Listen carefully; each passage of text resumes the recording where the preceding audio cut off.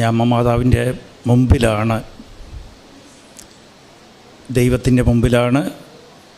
എൻ്റെ ആവശ്യങ്ങൾ ഞാൻ ചോദിക്കാതെ തന്നെ അമ്മയ്ക്കറിയാം. അതിൽ ഉത്കണ്ഠ വേണ്ട. ഞാൻ എന്ത് ചോദിക്കണം, എന്ത് നിയോഗമാണ് എഴുതേണ്ടത്. മത്തായി 6:8 പറയുന്നത്, നീ ചോദിക്കുന്നതിന് മുമ്പ് തന്നെ നിൻ്റെ ദൈവത്തിന്, നിൻ്റെ സൃഷ്ടാവിനെ അറിയാം നിനക്കെന്താവശ്യമാണ്. നിൻ്റെ മനസ്സറിയാം. അതേപോലെ പലവരിക്കും കുറ്റബോധം ഉണ്ടാവും. എനിക്ക് യോഗ്യതയില്ല, ഇനി ഞാൻ ചോദിച്ചാൽ എനിക്ക് കിട്ടുക, ഞാൻ കണ്ടമാനം പാപം ചെയ്തു പോയി, ദൈവം എന്നോട് ക്ഷമിച്ചിട്ടില്ല. ഈ യോഗ്യതയില്ലായ്മ തന്നെയാണ് എൻ്റെയും നിങ്ങളുടെയും യോഗ്യത ദൈവത്തിൻ്റെ മുമ്പിൽ വരാൻ. ദൈവം കാരുണ്യവാനാണ്. ഒരു ബോധ്യം ഉണ്ടായാൽ മതി, ദൈവമേ നിൻ്റെ സ്നേഹം, നീ എന്നെ എന്തോരം സ്നേഹിക്കുക, എനിക്ക് യോഗ്യതയില്ലാതെ ഇരുന്നിട്ടും നിൻ്റെ സാന്നിധ്യത്തിൽ നീ എന്നെ വിളിച്ചു വന്നു, എന്നെ വിളിച്ചിരിക്കുകയാണ്, ഇവിടെ എത്താൻ നീ എന്നെ അനുവദിച്ചിരിക്കുകയാണ്. അതുമാത്രമല്ല, ഉടമ്പടി വഴി നീ എന്നെ സ്വന്തമാക്കിയിരിക്കുക, എൻ്റെ സ്വന്തം.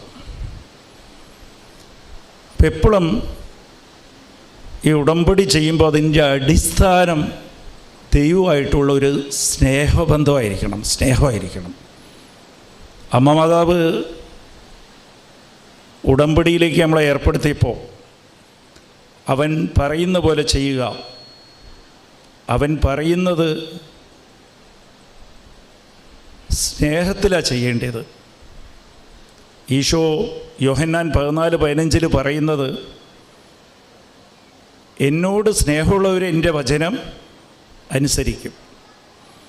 അപ്പോൾ അവൻ പറയുന്നത് ചെയ്യേണ്ടത്, ആ വചനം അനുസരിക്കേണ്ടത് അവനോടുള്ള സ്നേഹത്തിലായിരിക്കണം. അല്ലാതെ അതിൽ സ്വാർത്ഥതയോടെ എനിക്കിത് ലഭിച്ചു കിട്ടണം, അത് മാത്രമായിരിക്കരുത്, ഒരിക്കലും ലക്ഷ്യമായിരിക്കരുത്. അതൊരു ഫ്രീ ഗിഫ്റ്റാണ്. അവൻ പറയുന്നത് നീ ചെയ്യുമ്പോൾ അവൻ്റെ കൂടെയുള്ള സ്നേഹബന്ധത്തിൽ നീ ശക്തിപ്പെടും, ആ സ്നേഹത്തിൽ ഒന്നു ചേരും, ദൈവമായിട്ട് അടുക്കും. ദൈവമായിട്ട് അടുത്ത് ദൈവത്തിൻ്റെ സ്വന്തമായി തീരുമ്പോൾ അകന്നിരിക്കുന്ന അമ്മ ഉടമ്പടി വഴി ദൈവത്തിൻ്റെ സ്വന്തമായിത്തീരും. അതാണ് മെയിൻ. നമ്മൾ 1000 രൂപയ്ക്ക് വാങ്ങിച്ച 10 രൂപ ഫ്രീ കിട്ടുന്ന പോലെ, ചെറിയ ഗ്ലാസ്, 5 കിലോ ഇല്ല 10 കിലോ അരി, ഒരു ചാക്ക് അരി വാങ്ങിക്കുമ്പോൾ 10 രൂപയുടെ ഒരു ഗ്ലാസ് ഫ്രീ കിട്ടുന്ന പോലെ ഈ നിയമങ്ങളൊക്കെ ഫ്രീ ആണ്. നമ്മളെ മെയിൻ ആ ചാക്കരിയാണ്, അത് നിത്യതയാണ്. ദൈവത്തിൽ സ്നേഹത്തിൽ നിറഞ്ഞിരിക്കുക, കൂടെ നിൽക്കുക. Price the Lord. അപ്പോൾ ഇതിൽ ശ്രദ്ധിക്കേണ്ടത്, അതിനാണ് ദൈവം വേണം നമ്മളെ ഭരിക്കാൻ, ദൈവത്തിൻ്റെ രാജ്യത്തിലുണ്ടാകുക. ദൈവം രാജ്യം ചെയ്യുന്നതിൻ്റെ അകത്ത് നമ്മൾ ഉണ്ടാകുക. നമ്മളെല്ലാവരും, നമ്മളെ പലതും സാത്താനും ഈ ലോകവും ഭരിക്കുകയാണ്, അതിലാണുള്ളത്. ലോകം എന്ത് വിചാരിക്കും, അവരെന്ത് വിചാരിക്കും എന്നെക്കുറിച്ച്, അവരുടെ മുമ്പിൽ ഞാൻ വലുതാകണം. നമുക്ക് കുറേ ആശ്രയം ഉണ്ടാവും, ഡിപ്പെൻഡൻസി. ഇവർ കൊണ്ടാണ് ഞാൻ ജീവിച്ചു പോകുന്നത്, ഈ ജോലിയെ കൊണ്ടാണ് ഞാൻ ജീവിച്ചു പോകുന്നത്. ഇത്രയും ആൾക്കാരെ എനിക്ക് പരിചയമുണ്ട്, എൻ്റെ ബന്ധം സ്വന്തം, അവരാണ് എന്നെ ഇങ്ങനെ പിടിച്ച് നിർത്തി വച്ചിരിക്കുന്നത്. അതൊക്കെ ലോകത്തിൻ്റെ രാജ്യത്തിലാണ്. ദൈവമാണ് നിങ്ങളെ രാജ്യം ചെയ്യേണ്ടത്. നിങ്ങൾ എന്തായി തീരണം. അതേപോലെ നിങ്ങളെവിടെ എത്തിക്കണം, നിങ്ങൾക്ക് ആവശ്യമുള്ളതൊക്കെ എന്തൊക്കെയാണ്, ആ സമയത്ത് ദൈവം നമുക്ക് തരണമെങ്കിൽ, ദൈവത്തിൻ്റെ പരിപാലന കരുതൽ നമുക്ക് വേണമെന്നുണ്ടെങ്കിൽ ദൈവത്തിന് അതെല്ലാം ഉണ്ട്. പക്ഷെ അത് നമ്മളേക്ക് എത്തിച്ചേരണമെങ്കിൽ നമ്മൾ ദൈവരാജ്യത്തിൻ്റെ അകത്തായിരിക്കണം, ദൈവരാജ്യത്തെ അന്വേഷിക്കണം. അത് നമ്മളെ ഒരു ലക്ഷ്യമായിരിക്കണം. എപ്പോഴും ദൈവം എന്നെ രാജ്യം ചെയ്യണം, ദൈവത്തിൻ്റെ ഇഷ്ടം എൻ്റെ മേൽ നിറവേറണം, ദൈവത്തിൻ്റെ തിരുമനസ്സ് നടപ്പിലാകണം. Praise the Lord. അത് മാത്രമേ അന്വേഷിച്ച് കഴിഞ്ഞാൽ ഞാൻ ഉറപ്പ് തരാം, ഈ ഉടമ്പടി വഴി നിങ്ങളെ തന്നെ സമർപ്പിക്കുക. അതൊരു സമർപ്പണമാണ്, ആശ്രയമാണ്. ചെറിയ കുഞ്ഞിനെ പോലെ ബാക്കിയെല്ലാം നിങ്ങൾക്ക് കിട്ടിക്കോളും. നിങ്ങൾ ഒന്നും അറിയണ്ട, അത് ഉറപ്പാണ്. നിനക്ക് ആവശ്യമുള്ള നീ പ്രതീക്ഷിക്കുന്നേക്കാളും വളരെ അധികം ദൈവം നിനക്ക് ചെയ്തു തരും. അത് ദൈവം നിന്നെ സൃഷ്ടിക്കുന്നതിന് മുമ്പ്, നീ ഭൂമിയിൽ വരുന്നതിന് മുമ്പ് തന്നെ ദൈവത്തിനൊരു പദ്ധതി ഉണ്ടായി. അത് നിൻ്റെ നന്മയ്ക്കാണ്. ജെറമ്യാ 29:11 ഈശോ പറയണത്, ദൈവം പറയുന്നത്, എനിക്ക് നിന്നെക്കുറിച്ചൊരു പദ്ധതിയുണ്ട്, അത് നിൻ്റെ നന്മയ്ക്കാണ്. പക്ഷേ അമ്മ നടപ്പിലാക്കാൻ സമ്മതിക്കില്ല. ആ പദ്ധതി നടപ്പിലാക്കാൻ സമ്മതിക്കാതെ നമ്മൾ വഴിമാറിപ്പോവും. എന്ന് വെച്ചാൽ ദൈവരാജ്യം ദൈവത്തിൻ്റെ ഭരണത്തിൽ ഇരുന്ന് അങ്ങോട്ട് പോവും, വേറെ ആളുടെ കയ്യിൽ നമ്മളെ ഭരണം ഏൽപ്പിക്കും. നമ്മളെ കൂട്ടുകാരുടെ കയ്യിലോ ഈ ലോകത്തിലേക്കുള്ള ആൾക്കാരുടെ കയ്യിൽ ഏൽപ്പിക്കും. അതാണ് പ്രശ്നം. അത് ഞാൻ എൻ്റെ അനുഭവം വെച്ച് പറയാം, വെറുതെ ഇല്ല പറയുന്നത്. ഇതിന് നമ്മൾ ദൈവരാജ്യത്തിലേക്ക് എത്തണമെങ്കിൽ മാർക്ക് 10:15 തിരുവചനം പറയുന്നത്, നീ ദൈവരാജ്യത്തിലേക്ക് ഉണ്ടാകണമെങ്കിൽ നീ ചെറിയ കുഞ്ഞിനെ പോലെ മാറണം. ഇത് എപ്പോഴും ഓർത്ത് വയ്ക്കുക. കുഞ്ഞിനെ എപ്പോഴും നമുക്ക് ഓർക്കാം, കുഞ്ഞിനെ പോലെ മാറണം. കുഞ്ഞിൻ്റെ പ്രത്യേകത എന്താ? അത് ഇന്നസെൻസാണ്. പിന്നെ ആശ്രയിച്ച് നിൽക്കും, ഡിപ്പെൻഡൻസിയാണ്. നിഷ്കളങ്കതയും ആശ്രയവുമാണ്. എപ്പോഴും ദൈവത്തിൻ്റെ മുമ്പിൽ നിഷ്കളങ്കതയായിരിക്കുക, നീ ദൈവരാജ്യത്തിലായിരിക്കും. അതിനെക്കുറിച്ച് ചിന്തിക്കരുത്, ഇതെനിക്ക് കിട്ടുക കിട്ടില്ല, ഞാൻ ഇതിനൊക്കെ എന്ത് ചെയ്യണം. ഒരു പ്രക്രിയ പോലെ ചെയ്യരുത്. ഈ ഉടമ്പടി ചെയ്യുമ്പോൾ നിഷ്കളങ്കതയോടെ ചെയ്യണം.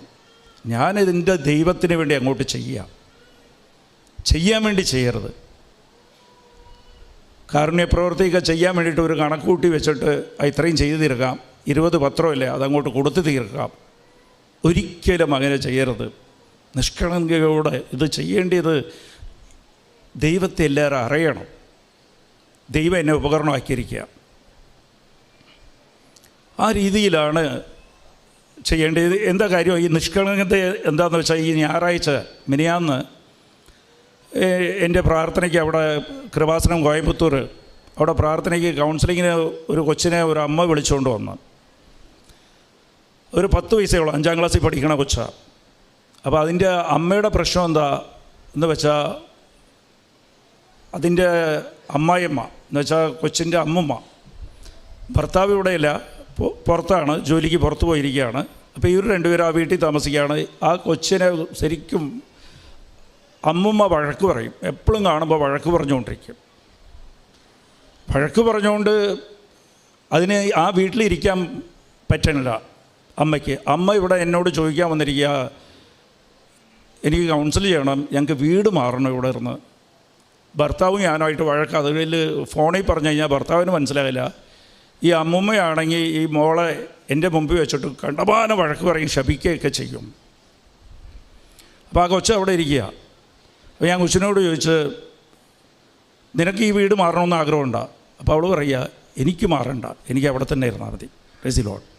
എന്നിട്ട് പറയുകയാണ്, അമ്മുമ്മ നിന്നെ വഴക്ക് പറയുക. അപ്പോൾ അവൾ കൊച്ച് ചിരിച്ചുകൊണ്ട് പറയുക, അതെനിക്ക് തമാശയായിട്ടാണ് തോന്നുന്നത്. അമ്മുമ്മ സംസാരിക്കണതൊക്കെ എനിക്ക് തമാശയായിട്ടാണ് തോന്നുന്നത്, ജോക്കായിട്ടാണ് തോന്നുന്നത്, എനിക്കങ്ങനെ ഒന്നുമില്ലെന്ന്. അപ്പോൾ കൊച്ചിൻ്റെ മനസ്സ് നോക്കിക്കും, കൊച്ചിൻ്റെ മനസ്സ് പോലെ ആകണം. ആരെങ്കിലും നമ്മളോട് വഴക്കിട്ടാൽ അത് തമാശയായിട്ടാണ് തോന്നിക്കാവോ നമുക്ക്? അത് അവരല്ലേ പറയണം. അവർക്കെന്തോ തോന്നിയിട്ട് അവർ പറയുക, നമുക്കത് എത്തുമ്പോഴത്തേക്ക് തമാശയായിട്ട് തോന്നും. പിന്നെ ഞാൻ പറഞ്ഞ്, എന്നിട്ട് അതിൻ്റെ അമ്മ പറയുക, ഈ കൊച്ച് ഇവിടെ പ്രാർത്ഥനയ്ക്ക് വന്നില്ല, ഭയങ്കര ഞാൻ നിർബന്ധിച്ചാണ് കൊണ്ടുവന്ന്. അപ്പോൾ ഞാൻ പറഞ്ഞു, ഇത് അമ്മയുടെ സ്ഥലമല്ലേ, നിനക്ക് അമ്മ എന്ത് തന്നാൽ നീ അടുത്ത ആഴ്ച പ്രാർത്ഥനയ്ക്ക് വരുമെന്ന് ചോദിച്ചപ്പോൾ എനിക്കൊരു പട്ടിക്കുഞ്ഞിനെ വേണം എന്നത് പറയുക. അപ്പോൾ ഞാൻ പറഞ്ഞ് പട്ടിക്കുഞ്ഞിനെ തന്നാൽ നീ വരുവാ, എനിക്ക് വെള്ളയും അതിൽ കറുപ്പൊരു പൊട്ടിട്ട് ഒരു ചെറിയ പാടുള്ള ഒരു പട്ടിക്കുഞ്ഞിനെ കിട്ടും കേട്ടോ. അത് ഞാൻ വെറുതെ അങ്ങോട്ട് പറഞ്ഞു. അപ്പോഴാണ് അതിൻ്റെ അമ്മ പറയണത്, ഇതും കൂടി പറയണത്, ഞങ്ങളെ വീടിൻ്റെ മുമ്പിൽ ഇതേപോലത്തെ ഒരു പട്ടി ഉണ്ടായി, ഞങ്ങൾ ഇനി തൊട്ട് വരാത്ത ആ കുഞ്ഞ് പറയുക. അപ്പോൾ ഇതാണ് ചെറിയ കാര്യങ്ങളിൽ ദൈവം ശ്രദ്ധിക്കും. നമ്മളെ മനസ്സ് നിഷ്കളങ്കത, എനിക്ക് ദൈവത്തെ മതി.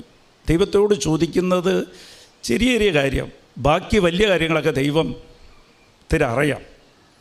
ഇതെന്താ ഇങ്ങനെ പറയണമെന്ന് വെച്ചാൽ, ഞാനൊരു 2016 ഒരു 11 ഏക്കർ സ്ഥലം കോയമ്പത്തൂർ വാങ്ങിച്ചു. ശ്രദ്ധിച്ച് കേൾക്കണത്, ഇത് വലിയ കാര്യമാണ്. അപ്പം നിങ്ങൾ നോക്കുമ്പോഴത്തേക്ക് ഇതുപോലെ ദൈവം ഇടപെടുമെന്ന് നിങ്ങൾക്ക് മനസ്സിലാവും. 11 ഏക്കർ സ്ഥലം വാങ്ങിച്ചിട്ട് അത് ചെറിയ ചെറിയ പ്ലോട്ടാക്കിയിട്ട് വീട് വിൽക്കാൻ വേണ്ടിയിട്ടാണ് അത് സ്ഥലം വാങ്ങിക്കുന്നത്. അതെല്ലാം ഒരു 3 സെൻറ്റായിട്ട് പിരിച്ച് കൊടുക്കണം. അപ്പോൾ അങ്ങനെ വാങ്ങിക്കുമ്പോൾ അതിന് ഗവൺമെൻറ് ഇരുന്ന് അപ്രൂവൽ വാങ്ങിക്കണം. അപ്രൂവൽ വാങ്ങിക്കുമ്പോൾ ഉള്ള പ്രശ്നം എന്താണെന്ന് വെച്ചാൽ, റോഡെല്ലാം ഫോം ചെയ്ത് അതേപോലെ പാർക്ക് ഫോം ചെയ്യണം. അതെല്ലാം ഗവൺമെൻറ്റിന് നമ്മൾ എഴുതി കൊടുക്കണം, പബ്ലിക് റോഡായിട്ട്. അപ്പോൾ ഞാൻ റോഡെല്ലാം പിരിച്ച് അത് അവിടെ റോഡ് വെച്ച് പിന്നെ പാർക്കെല്ലാം ആക്കി ആ സ്ഥലങ്ങളെല്ലാം ഗവൺമെൻറ്റിന് എഴുതി കൊടുത്ത്, എന്നിട്ട് അപ്പോൾ ഒരു 200 പ്ലോട്ട് അടുപ്പിച്ചതിൽ വന്ന് 200 പ്ലോട്ട് 200 വീടുകൾ ഈ 3 സെൻറ്റായിട്ട് 200 എണ്ണം വിൽക്കാൻ പറ്റും. അതിലെന്താ സംഭവിച്ചാൽ, ഞാനൊരു 30 പ്ലോട്ട് മാത്രം വിറ്റിട്ടുണ്ടാവും, 170 ബാക്കിയുണ്ട്. എൻ്റെ ഈ ഭൂമിക്ക് അപ്പുറത്തൊരു കൽക്വാരി നടത്തുന്നുണ്ട്. അത് വലിയ സ്വാധീനമുള്ള ടീമാണ്. 2 പേരുണ്ട്. അവർ മന്ത്രിയായിട്ട് ബന്ധമുണ്ട്, രാഷ്ട്രീയക്കാരായിട്ടെല്ലാം നല്ല ബന്ധമാണ്. കോയമ്പത്തൂരിൽ വലിയ ആൾക്കാരാണ്. അപ്പോൾ ഇത് കഴിഞ്ഞപ്പോഴത്തേക്കും ഇവരെന്ത് ചെയ്ത്, ഈ സ്ഥലം വന്ന് എന്നോട് ഞാൻ വാങ്ങിച്ചതിനേക്കാളും 10-1 ഭാഗമായിട്ട് ആ വിലയ്ക്ക് എന്നോട് ചോദിച്ചു. ഞാൻ പറഞ്ഞു അത് മുതലാകള, എനിക്ക് നഷ്ടമില്ല എന്ന്. ഇവർ സ്വാധീനിച്ച് ഇത് കൊണ്ടുപോയിട്ട് ഹൈക്കോടതിയിൽ കേസ് കൊടുത്ത്, ഇവരുടെ കയ്യിൽ കളക്ടർ ഇവരുടെ കയ്യിലാണ്, മൈൻസിൻ്റെ ഡയറക്ടർ തൊട്ട് എല്ലാ ഉദ്യോഗസ്ഥന്മാരും ഇവരുടെ കയ്യിലാണ്, മന്ത്രിയും ഇവരുടെ കയ്യിലാണ്. ഹൈക്കോടതി കൊടുത്ത് ഹൈക്കോടതി ഇരുന്ന് എൻ്റെ പ്ലോട്ട് വിൽക്കാൻ പാടില്ലെന്ന് പറഞ്ഞ് ഓർഡറാക്കി. അപ്പോൾ പ്ലോട്ടും വിൽക്കാൻ പറ്റില്ല, ഭൂമിയായിട്ടും എനിക്ക് കൊടുക്കാൻ പറ്റില്ല. കാര്യം എന്താണെന്ന് വെച്ചാൽ, വഴിയെല്ലാം റോഡെല്ലാം ഞാൻ എഴുതി കൊടുത്തു ഓൾറെഡി. അപ്പോൾ ഇത് ജീവിതത്തിലൊന്നും ചെയ്യാൻ പറ്റില്ല. കളക്ടറെതിരെ എല്ലാവരെയും നമുക്കെതിരാണ്. അപ്പോൾ ഇതെല്ലാം പ്രാർത്ഥിച്ചിട്ടാണ് ഈ സ്ഥലം വാങ്ങിച്ചത്. ഞാനെപ്പോഴും എന്ത് കാര്യം തീരുമാനിക്കുമ്പോഴും അച്ഛനെ വിളിക്കും, അച്ഛൻ പ്രാർത്ഥിക്കും, ഞാൻ അവിടെ നിന്ന് ഫോണിൽ പ്രാർത്ഥിക്കില്ല, ഇവിടെ വരുമ്പോൾ ഇവിടെ നിന്ന് പ്രാർത്ഥിക്കും, എന്നിട്ട് യെസ് കിട്ടിയാൽ മാത്രമേ വാങ്ങിക്കുകയുള്ളൂ.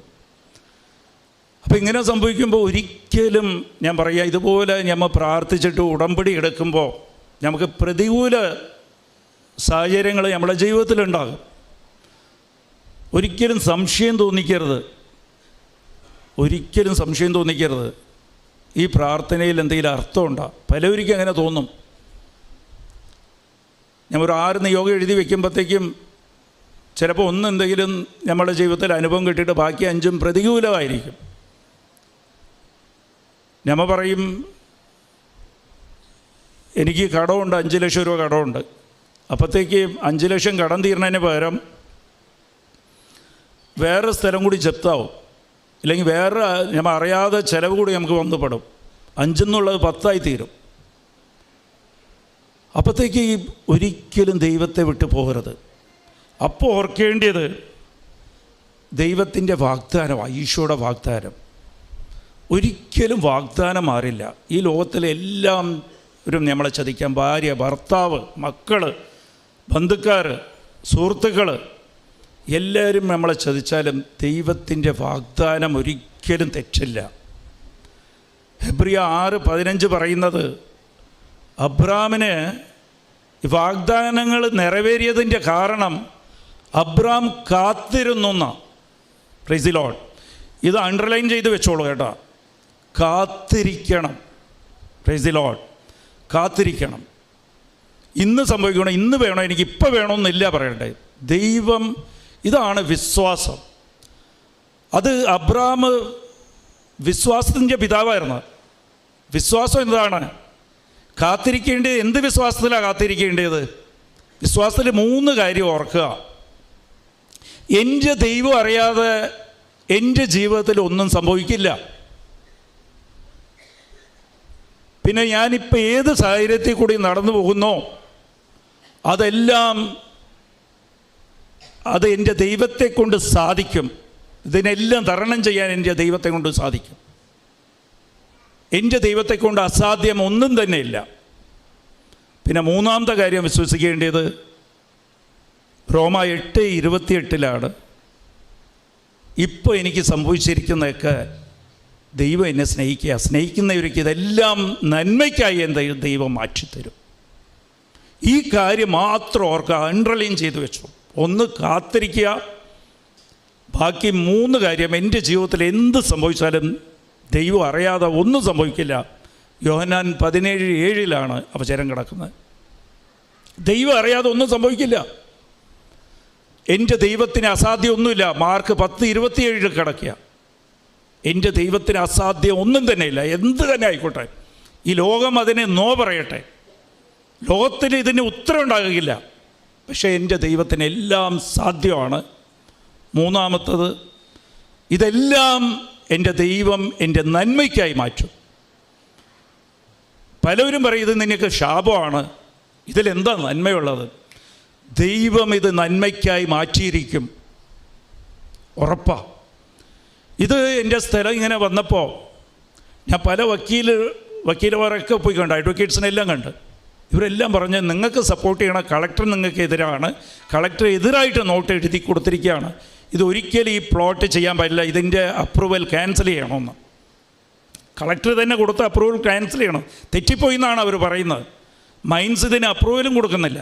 മന്ത്രി എതിരാണ്, ഉദ്യോഗസ്ഥന്മാരെല്ലാം എതിരാണ്. ഞാൻ ആരുടെ അടുത്ത് പോയി? പക്ഷെ എൻ്റെ ദൈവം എനിക്കെതിരില്ല.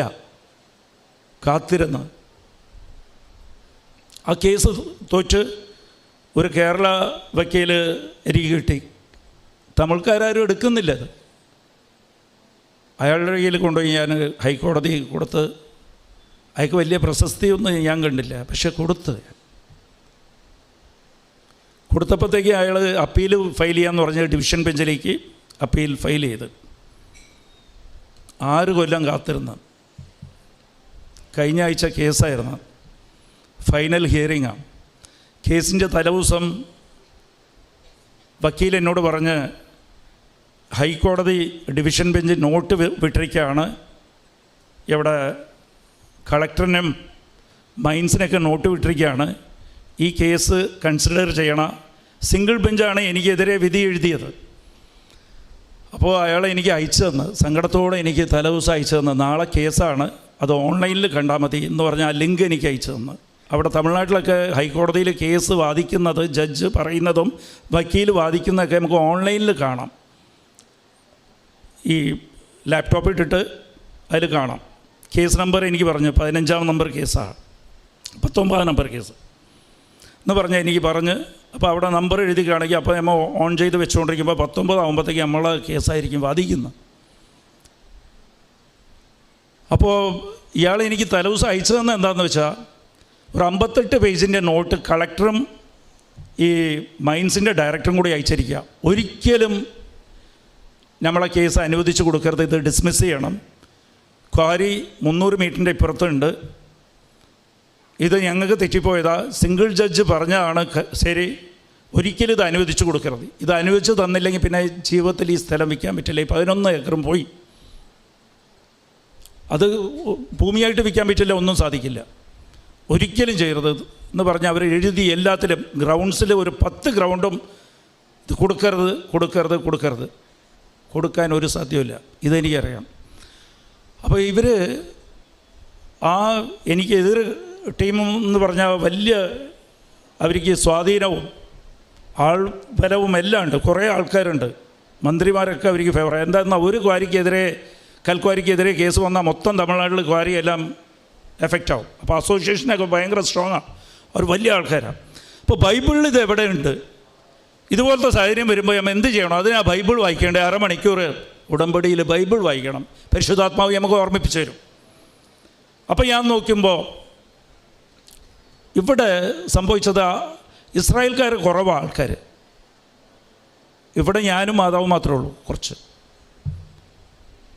അപ്പോൾ ഇവർ കണ്ടമാനം ആൾക്കാരുണ്ട്. അപ്പോൾ അവിടെ അമലീക്കർ ഇസ്രായേലിനെതിരെ യുദ്ധം പ്രഖ്യാപിക്കും, അവർ ആക്രമിക്കും. അപ്പോൾ ജോഷുവയുടെ അടുത്ത് പറയും, നീ യുദ്ധത്തിന് പോകും, കുറച്ച് ആൾക്കാരായിട്ട് പോകും. കുറച്ച് പേരേ ഉള്ളൂ. അവർ കുറേ ആയിരക്കണക്കിന് ആൾക്കാരുണ്ട്, ഇവർ കുറച്ച് പേരേ ഉള്ളൂ. അപ്പോൾ മോശ പറയും, യുദ്ധം നടക്കുമ്പോൾ ഞാൻ മുട്ടിപ്പേ നിന്ന് കൈപൊക്കി നിന്നോളാം, ദൈവത്തിൻ്റെ അടുത്ത് പ്രാർത്ഥിച്ചുകൊണ്ട് നിന്നോളാം, നീ പൊയ്ക്കൊന്നു. യുദ്ധത്തിന് ജോഷുവ പോവും. മോശ മുട്ടപ്പേ നിന്ന് കൈയും പൊക്കി പ്രാർത്ഥിക്കുമ്പോൾ കൈ താന്നു വരുമ്പോഴത്തേക്കും അവർ യുദ്ധം പരാജയപ്പെടും, പരാജയം കാണും. പിന്നെ കൈ വെക്കുമ്പോഴത്തേക്കും വിജയം കാണാൻ പറ്റും.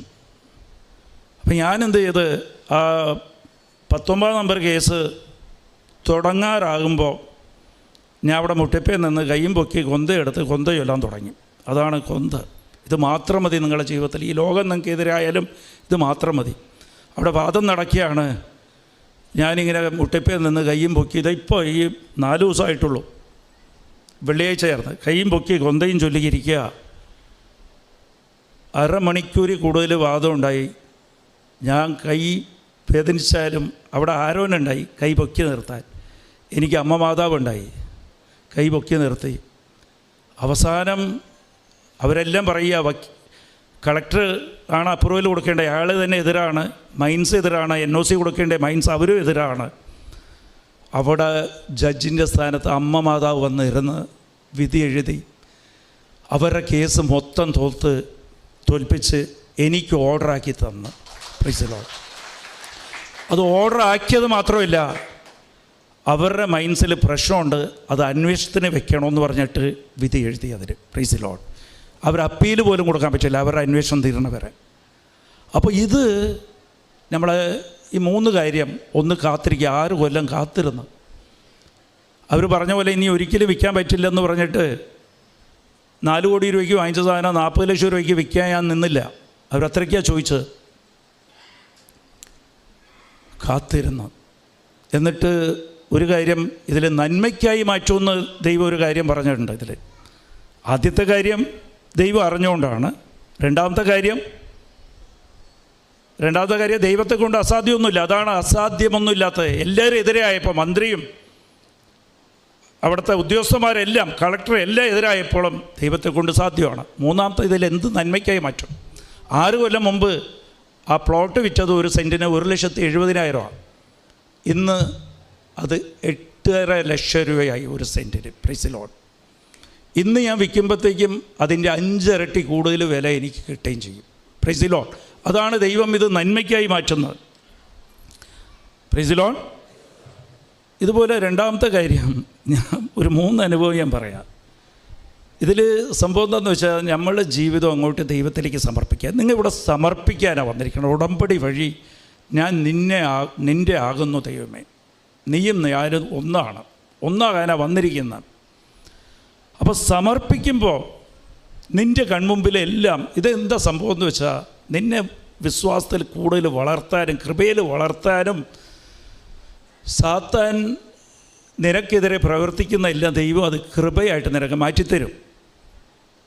ഇത് ഞാനും അച്ഛനും കഴിഞ്ഞ 20-ാം തീയതി ഞങ്ങൾക്ക് ജൂൺ 22, 23 കാനഡയിൽ ധ്യാനം ഉണ്ടായി. അച്ഛൻ്റെ വിസ നേരത്തെ കിട്ടി. എൻ്റെ വിസ ആദ്യത്തെ പ്രാവശ്യം അപ്ലൈ ചെയ്ത് റിജക്റ്റായി കഴിഞ്ഞപ്പോഴത്തേക്കും എൻ്റെ മറ്റേ ട്രാവൽ ഏജൻറ്റ് പറഞ്ഞ് റിജക്റ്റായ 6 മാസം കഴിയണതിന് മുമ്പ് 2ാമത് അപ്ലൈ ചെയ്ത് കഴിഞ്ഞാൽ അവർ ബ്ലാക്ക് ലിസ്റ്റ് ആക്കുമെന്ന് പറഞ്ഞു. പക്ഷേ ഞാൻ പറഞ്ഞ് 2ാമത് അപ്ലൈ ചെയ്യുമെന്ന് പറഞ്ഞു, കുറച്ച് പേപ്പേഴ്സ് കൂടി വെച്ചിട്ട്. 2ാമത് അപ്ലൈ ചെയ്തപ്പോൾ 2ാമതും റിജക്റ്റായി വന്നിങ്ങോട്ട്. അപ്പോഴത്തേക്കും സമയം 10 ദിവസം സമയമുള്ളൂ. 21-ാം തീയതി 22-ാം തീയതി ധ്യാനം എന്ന് പറഞ്ഞാൽ ഞങ്ങൾ ഇവിടെ ഇരുന്ന് ഒരു 19-ന് പോകാനിരുന്ന കാര്യം എന്തെന്നാൽ ജെറ്റ് ലാഗ് ഉണ്ടാവും. അവിടെ പോയി കഴിഞ്ഞാൽ റെസ്റ്റ് എടുക്കണം. 20 മണിക്കൂർ ഫ്ലൈറ്റാണ്. 20-21 മണിക്കൂർ ഫ്ലൈറ്റിൽ പോകുമ്പോഴത്തേക്കും പ്രശ്നമാണ്. സമയം വ്യത്യാസമാണ് അവിടെ ഇവിടെ.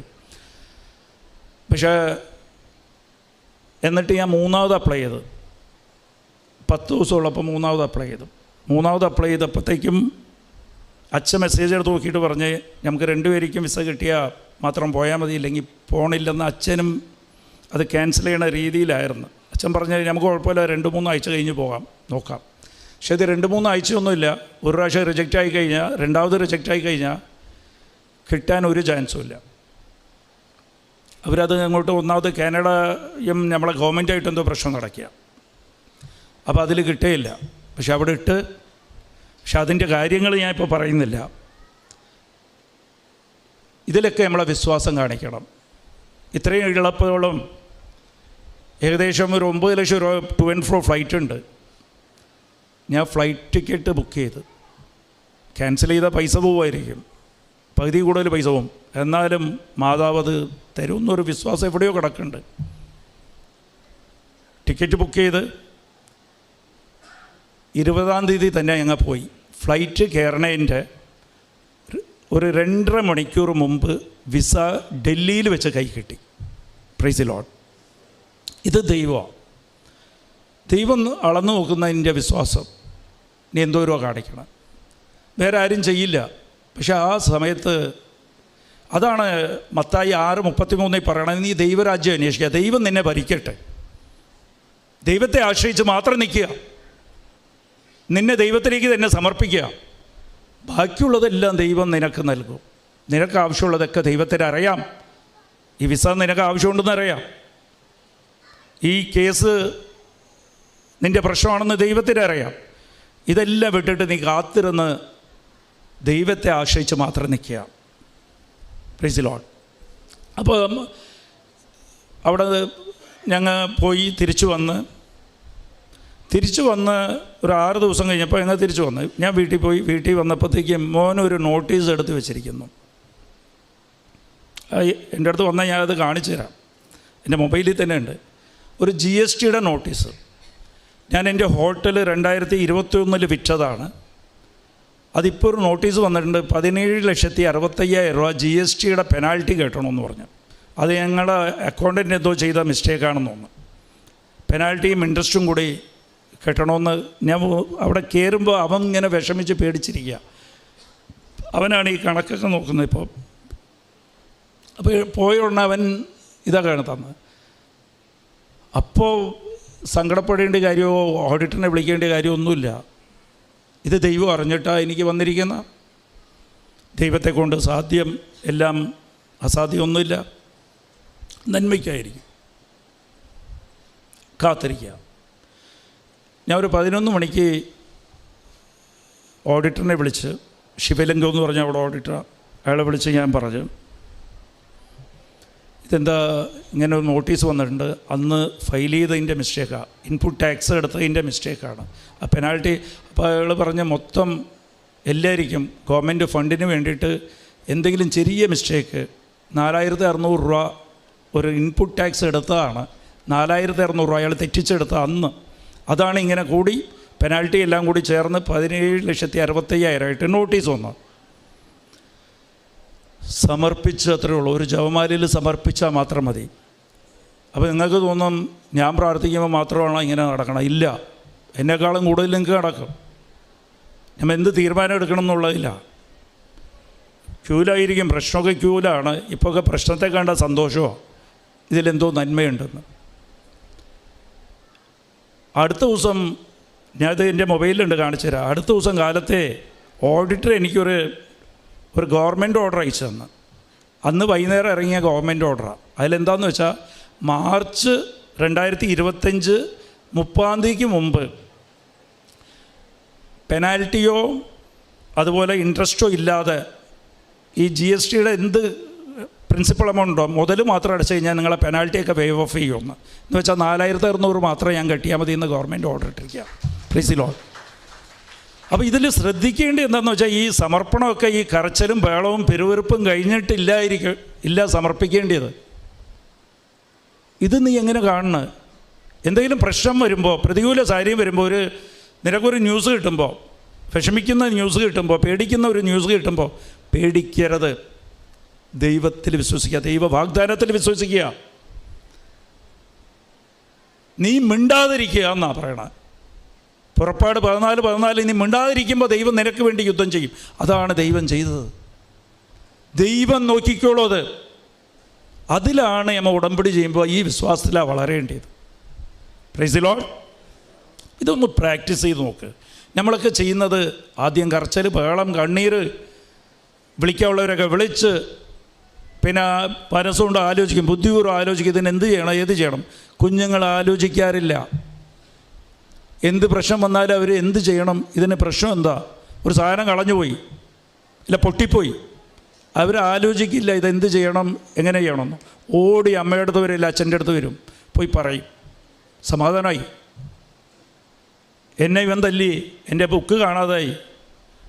അവൻ കാത്തിരുന്ന് വീട്ടിൽ എത്താൻ കാത്തിരിക്കും, സ്കൂളിൽ ഇരുന്ന് വന്ന് അമ്മയോട് പറഞ്ഞ, അച്ഛനോട് പറഞ്ഞാൽ പ്രശ്നം തീർന്നു. കരച്ചിൽ ബഹളമൊക്കെ പിന്നെ ആദ്യം നീ നിൻ്റെ ദൈവത്തോട് പറയാം, നിന്നെ സ്നേഹിക്കുന്ന ദൈവം. ഈ ലോകത്തിൽ ഒരാളെയും നീ ആശ്രയിക്കേണ്ട, ഒരാളെയും. അവരെന്നോട് മിണ്ടണില്ലല്ലോ, ഞാൻ എന്ത് ചെയ്യും? അവരോട് എനിക്കിപ്പോൾ അവരെന്നെ ബഹുമാനിച്ചില്ലല്ലോ, ഞാൻ പറഞ്ഞാൽ ഇവർക്ക് ഇത്രയും സ്വാധീനമുണ്ട്, അയൽക്കാരന് ഇത്രയും സ്വാധീനമുണ്ട്, എനിക്കില്ലല്ലോ, ഞാൻ എന്ത് ചെയ്യും? എനിക്ക് ആരെയും അറിയില്ലല്ലോ, ഒറ്റ സ്വാധീനം ഇയാളായിരുന്നു, ഇപ്പം എന്നെ മൈൻഡ് ചെയ്യണമില്ലല്ലോ, ഇനി എനിക്കൊരു പ്രശ്നം വന്നാൽ എന്ത് ചെയ്യും? നിനക്ക് പ്രശ്നം വന്നാൽ നിൻ്റെ ദൈവം കൂടെ ഉണ്ട്. പക്ഷെ നീ കരയരുത്, പ്രശ്നം ഉണ്ടാക്കരുത്, പെരുവിറുക്കരുത്, കുറ്റം പറയരുത്, പ്രതികരിക്കേണ്ട. നീ മിണ്ടാതിരുന്നാൽ മതി, ദൈവം നോക്കിക്കോളും. ഉടമ്പടിയിൽ ഇതാണ് നമ്മൾ പഠിക്കേണ്ടത്. Price the Lord. ഹല്ലേലൂയ.